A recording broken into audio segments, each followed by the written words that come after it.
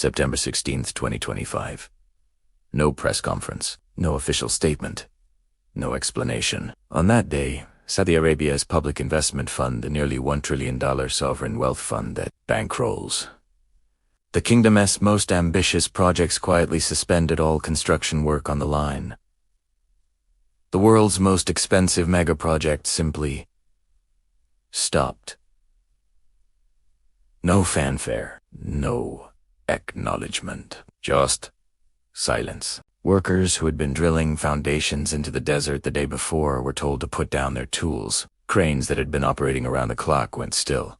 The constant hum of machinery that had filled the Tabuk province for 3 years fell silent. For a project that had been announced with Hollywood-style promotional videos, that had been praised by the Crown Prince as a civilizational revolution, that had consumed at least $50 billion, the ending came not with a bang, but with a memo. This is the story of what happened in the months before that memo. The warnings that were ignored, the money that ran out, the physics that couldn't be defeated, and the moment when Saudi Arabia finally admitted without ever saying the words that the line could not be built. Not in 9 years, not in 50 years, perhaps not ever. But why? September 2025? What changed? What broke? The answer involves oil prices, internal audits, mass layoffs, and a kingdom forced to choose between its fantasies and its future. To understand why construction stopped, follow the money. The line was funded primarily by Saudi Arabia's Public Investment Fund, known as PIF. This sovereign wealth fund holds the kingdom's oil revenues, its international investments, its financial future. At its peak, PIF controlled nearly $1 trillion in assets. But sovereign wealth funds aren't infinite. They depend on income. And Saudi Arabia's income depends on oil. Bloomberg Economics calculated the numbers that matter. Saudi Arabia needs oil at $96 per barrel just to balance its national budget, to fund the Crown Prince's megaprojects NEOM, the line, the Red Sea resorts, the entertainment cities. The kingdom needs oil at $113 per barrel. In December 2024, Saudi crude was trading at $55. That's not a gap. That's a chasm. The math was brutal. Every dollar below the break-even price meant billions less for projects like the line. Every month of low oil prices meant harder choices about what to fund and what to cut. By early 2025, those choices could no longer be delayed. Reuters reported that Saudi Arabia was planning to refocus its sovereign wealth fund after gigaproject delays. The original strategy spent massively now, reap benefits. Later was being abandoned. The new priority was financial stability, not futuristic visions. PIF had already recorded an $8 billion write-down in August 2025, tied directly to NEOM and related projects. $8 billion acknowledged as lost, not delayed, not deferred. Gone. The fund that was supposed to have unlimited resources for unlimited ambition had discovered its limits. In January 2025, the Wall Street Journal published a bombshell. An internal audit of NEOM had uncovered what the newspaper called extensive problems. But the most damning finding wasn't about engineering or budgets. It was about truth. The audit found evidence of deliberate manipulation by managers of the project. Deliberate manipulation. Those two words suggested something far worse than incompetence. They suggested that people inside NEOM had been hiding the project's real condition from those above them. What were they hiding? The true state of construction progress. The real costs versus projected budgets. The engineering challenges that remained unsolved. The gap between what had been promised and what could actually be delivered. In an authoritarian system, bad news is dangerous. The people responsible for the line had every incentive to present optimistic reports, to minimize problems, to assure leadership that everything was on track. Telling the Crown Prince that his signature project was failing could encourage or worse. So, problems got buried. Timelines got extended quietly. Budgets got revised internally, while public statements remained unchanged. The audit exposed this system of managed deception, and once exposed, it could no longer continue. Saudi officials now had to confront the reality that their own people had been obscuring. The line was not just behind schedule, it was fundamentally broken. The question was no longer, how do we accelerate? It was, do we continue at all? The first public sign that something had changed came in July 2025. Semaphore, a global news organization, reported that NEOM was considering significantly cutting its workforce and relocating more than 1,000 employees to Riyadh. 1,000 employees. That's not a minor adjustment, that's a strategic retreat. These weren't construction workers. Were full-time NEOM staff engineers, planners, managers, the people who designed the line, who coordinated its construction, who were supposed to guide it to completion. Under former CEO Nadmi Al-Nassour, these employees had been required to live at the construction site itself. The policy was meant to demonstrate commitment, to build culture, to ensure the NEOM's leadership was physically present in the desert they were transforming. Now they were being sent to Riyadh, the capital, hundreds of kilometers away. They would lose their on-site housing. They would lose their meals. In effect, they would take a significant pay cut while being removed from the project they had dedicated years to building. The message was unmistakable. NEOM was shrinking. But the layoffs didn't stop at headquarters. CNBC reported that the number of active construction workers had been cut by 35% since April 2025. Development had been frozen on large sections of the line. At its peak, the construction workforce numbered over 200,000. Now that number was falling rapidly. Workers who had been hired to build the city of the future were being told the future had been postponed indefinitely. In July 2025, Bloomberg broke the news that would foreshadow everything to come. Saudi Arabia had hired external consulting firms to conduct a strategic review of the line. Let that phrase sink in. A strategic review for a project that had been under construction for 3 years, that had consumed $50 billion, that had been proclaimed as the future of human civilization. You don't conduct a strategic review of a project that's working. You conduct a strategic review when you're trying to decide whether to continue at all. According to Bloomberg's sources, the consultants were asked to assess whether current plans were feasible and to suggest possible changes. The kingdom was officially reassessing priorities for its project-related expenditures. Translation: Saudi Arabia was looking for a way out. The review examined fundamental questions. Could the line be built as designed? At what cost? Over what timeline? With what realistic population?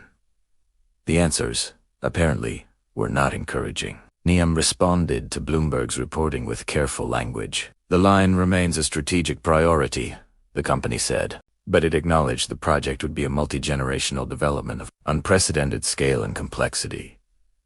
Multi-generational. That's not the language of a project completing in 2030. That's the language of a project completing in 2050, or 2075, or 2125.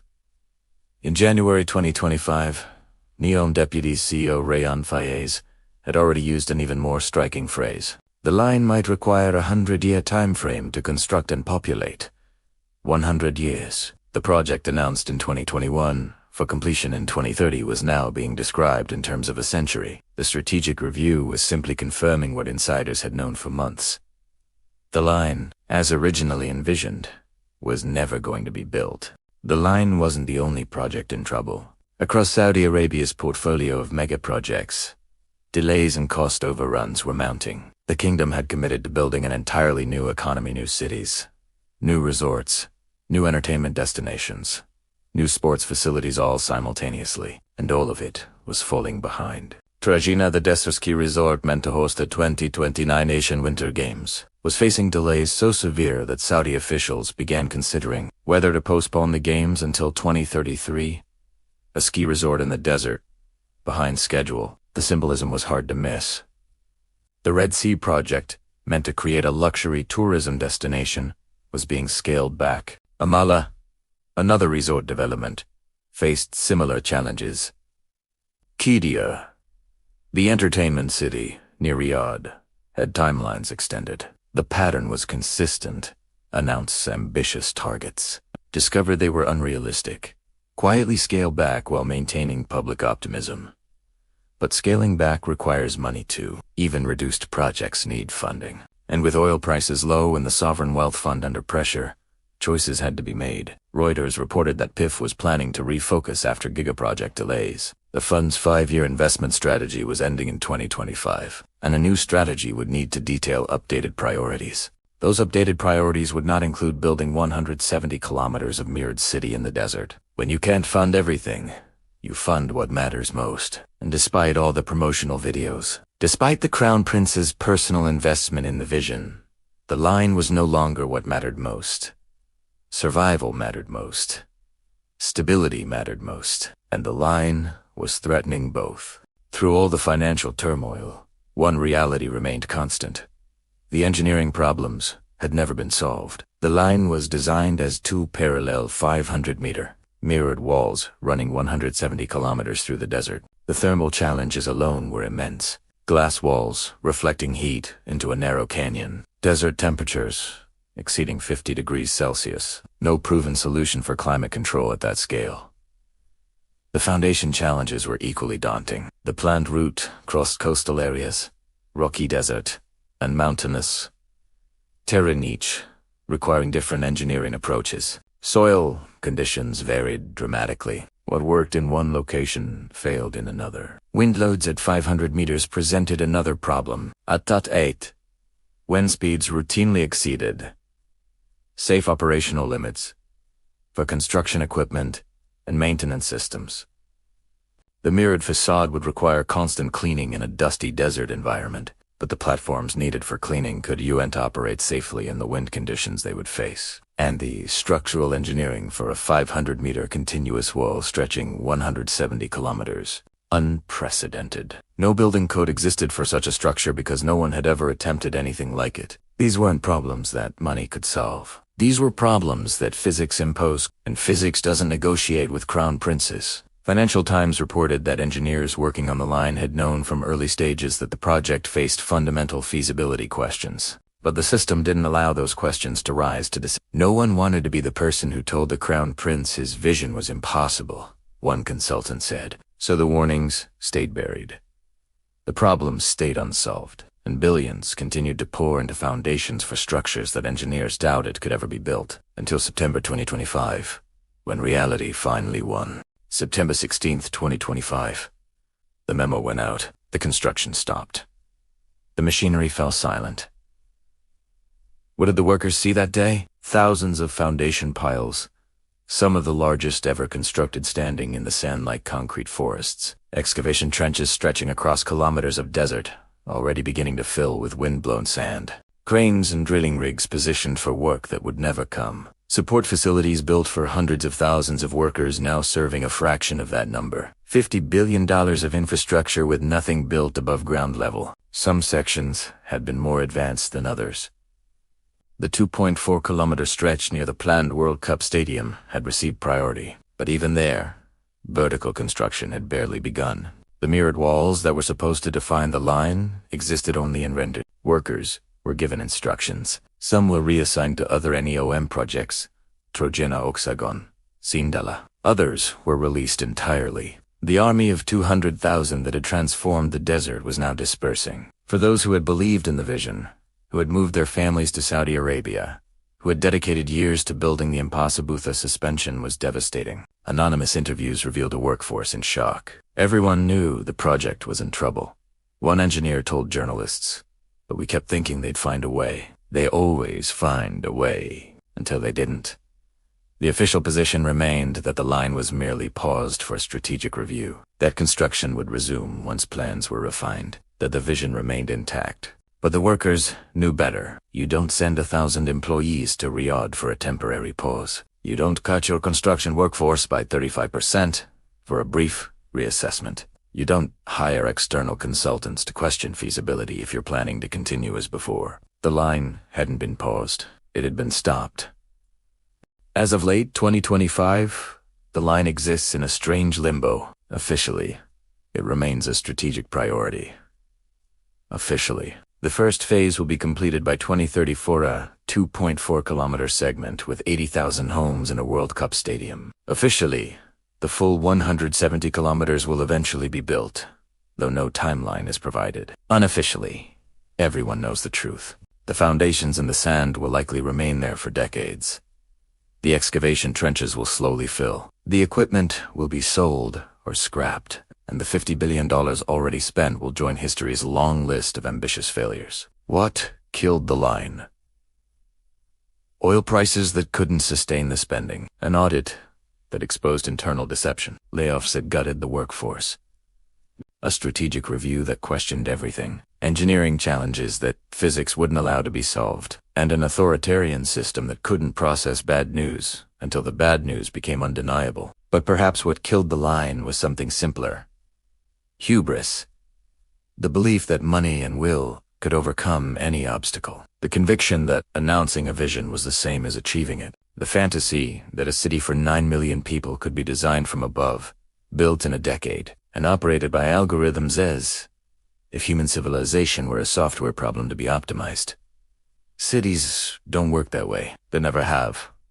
They grow from human choices, human connections, human needs. They evolve over generations. They cannot be decreed into existence, no matter how powerful the decree. The line tried to build the future by ignoring everything we know about how futures actually emerge. It tried to create community without communities, to design life without living, to construct a civilization in a PowerPoint presentation. September 2025 was the month that fantasy finally met reality. The machinery is silent now.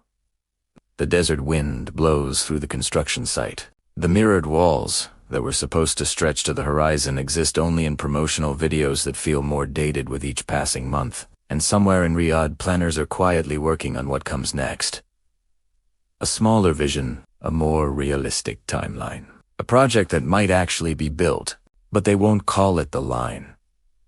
That name now belongs to history, to the story of what happens when ambition refuses to acknowledge limits.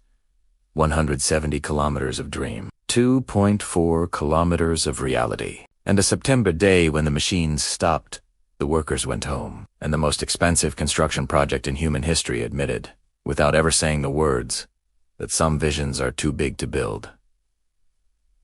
The desert keeps its secrets, but this one is written in concrete and steel, stretching across kilometers of sand, waiting for a future that may never arrive.